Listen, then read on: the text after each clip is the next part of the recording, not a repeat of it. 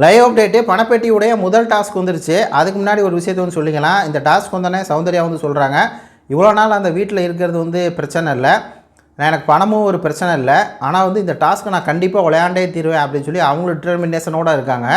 இதில் என்னென்னா, இந்த கண்ணியம் பைய வந்து சௌந்தர்யா வந்து நான் முயற்சி பண்ணேன்னு சொல்லுவாங்க, எல்லாத்துலேயும் நான் முயற்சி பண்ணுறேங்கிறாங்க. ஆனால் இவன் என்ன பண்ணுறான்னா, நான் தான் இந்த கேமுக்கு வந்து உண்மையாக இருக்கவேன், நான் மட்டும் தான் இந்த கேம் விளாடுறவேன் அப்படின்னு தற்பெருமை வந்து பேசிகிட்டு இருக்கான். ஆக்சுவலாக பணப்பெட்டியுடைய முதல் டாஸ்க் வந்துச்சுங்க.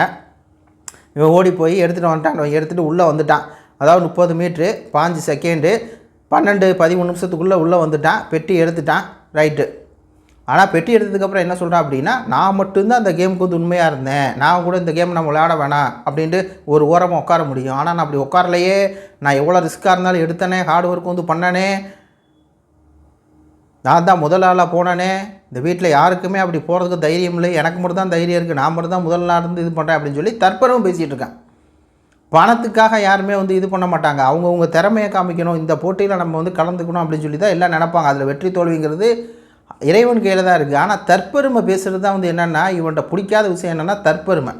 அப்போ ஏன் விஷால் விளையாட மாட்டானா, ரயான் விளையாட மாட்டானா, சவுண்டு விளையாடாதா, ஜாக்லின் விளையாடாதா, புரியலையே. எல்லோரும் அவங்கவுங்க எஃபர்ட்டை போட்டு அவங்களால முடிஞ்ச வரையும் பண்ணுவாங்க. இதில் ஓடுறது அப்படிங்கிறனால டெய்லி ஓடிட்டுருக்கேன், கொஞ்சம் ஓட்டம் வருது, அதனால் எடுத்துகிட்டு வந்துட்டேன். ரயானுக்கு ஓட்டம் வரும், எடுத்துகிட்டு வந்துடுவான். ஸோ அந்த போட்டி இல்லாமல் வேறு ஏதாவது ஒரு போட்டி வச்சா, வேறு இன்னும் எவ்வளோ போட்டிகள் இருக்குல்ல. உதாரணத்துக்கு வந்து ஒரு குறிப்பிட்ட விஷயங்களை வந்து அடுக்கணும், குறிப்பிட்ட விஷயங்களை வந்து கண்டுபிடிக்கணும் அப்படிங்கிற மாதிரி வந்துருச்சுன்னா அப்போ என்ன பண்ணுவேன், எல்லாத்துலேயுமே தான் தான் இந்த போட்டியே இந்த கேமே என்னால் தான் இருக்குது அப்படின்னு சொல்லி இவன் அறுத்துட்டு இருக்கான் மக்களே. அவனை வெற்றி கூட நம்மளுக்கு அவன் வாழ்த்துக்கள் கூட சொல்ல முடியல, அந்தளவுக்கு எகத்தாளமாக பேசிகிட்டு இருக்கான். இதில் சௌந்தர்யா சொல்லியிருக்காங்க, நான் வந்து ட்ரை பண்ணி கண்டிப்பாக என்னுடைய பொட்டென்சியலை காமிப்பேன் அப்படின்ட்டு இருக்காங்க. அவங்களும் எடுக்க வாய்ப்பு இருக்குது. அது கொடுத்து பார்த்துட்டு வந்து அப்டேட் பண்ணுறேன். கருத்துக்களை சொல்லுங்கள். நன்றி, வணக்கம்.